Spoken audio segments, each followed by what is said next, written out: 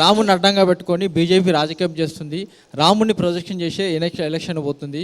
రాముని చూపెట్టే ఎలక్షన్లో ఓట్లు దండుకోవాలని చూస్తుంది. ప్రతిపక్షాలు చెప్తున్నాయి. వాళ్ళకి ఎందుకంత భయం? ఎందుకు భయం? రాముని తీసుకున్నా, లక్ష్మణ్ని తీసుకున్నా, వెంకటేశ్వర స్వామి తీసుకున్నా, ఆంజనేయ స్వామి తీసుకున్నా, వాళ్ళకి ఎందుకు భయం? వాళ్ళని తీసుకోమనండి. ఇప్పుడు అయోధ్య రాముని దేవాలయం ఏదైతే ప్రాణప్రతిష్ఠ జరిగిందో అందరికీ ఇన్విటేషన్ ఇచ్చిండ్రు. వాళ్ళు పోలేదు కదా, వాళ్ళు పోయిండ్రా కాంగ్రెస్ వాళ్ళు?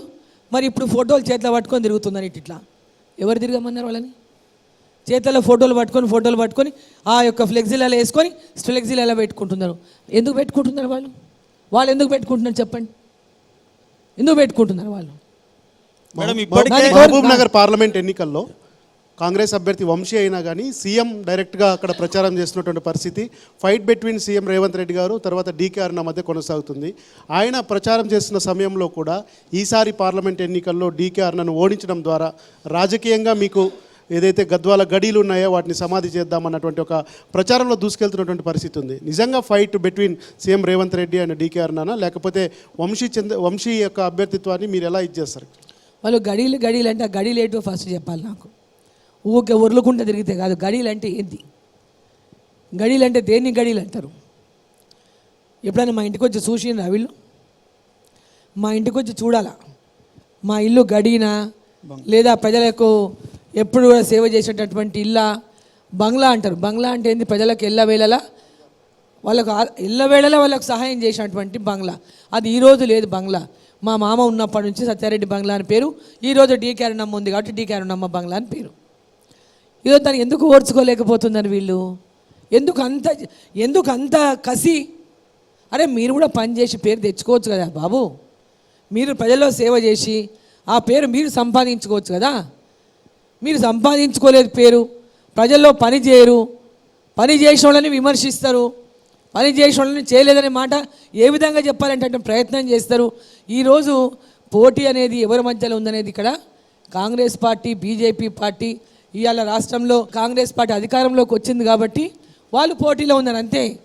ఈరోజు భారతీయ జనతా పార్టీ కోసం ప్రతి ఒక్క గ్రామంలో కానీ ప్రతి ఒక్క ఇంట్లో కానీ నరేంద్ర మోదీ గారిని గెలిపేయాలంటటువంటి ఒక లక్ష్యంతో ఈరోజు దేశ ప్రజలంతా ఉన్నట్టుగానే తెలంగాణ ప్రజలు కూడా ఉన్నారు.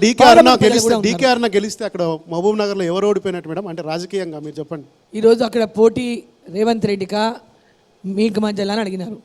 అవతల క్యాండిడేటు ఎవరికి పరిచయం లేనటువంటి వ్యక్తి, ఆ ప్రాంతంలో ఎవరిని కూడా ఎవరు గుర్తుపట్టనటువంటి వ్యక్తి. ఇప్పుడు ఎన్నికలు వచ్చినారు కాబట్టి ముందర తీసుకపోతే రేవంత్ రెడ్డి గారు ప్రచారం చేసుకుంటున్నారు ముఖ్యమంత్రి కాబట్టి. రేవంత్ రెడ్డి గారు కూడా గతంలో జిల్లాలో ఎన్నడూ ఏ కాన్స్టిట్యున్సీ తిరిగిన వ్యక్తి కాదు.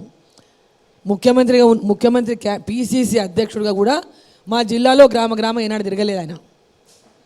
సో ఈరోజు మీడియా ద్వారానే ప్రజలకు పెద్ద ఎత్తున పరిచయం తప్పితే ప్రజల లోపల ఉన్నటువంటి వ్యక్తి రేవంత్ రెడ్డి గారు కూడా కాదు. ఈరోజు ముఖ్యమంత్రి అక్కడ మా పార్లమెంటులో కొడంగల్ నియోజకవర్గం ఉంటుంది కాబట్టి వారు అక్కడ ముఖ్యమంత్రి. మొన్న ఎన్నికల్లో ముఖ్యమంత్రి కోసం ఓటేసిండ్రు, గెలిపించిండ్రు. ఈరోజు మళ్ళీ ఆయన ఏమడుగుతున్నాడు? నన్ను ఓడగొట్టాలని చూస్తుంది అనే మాట మాట్లాడుతున్నారు. అది ఆయన్నే చెప్పుకుంటున్నాడు తనే క్యాండిడేట్ అని. నేను చెప్పలే. క్యాండిడేట్ నేనే అనే మాట రేవంత్ రెడ్డి గారు చెప్పుకుంటున్నారు.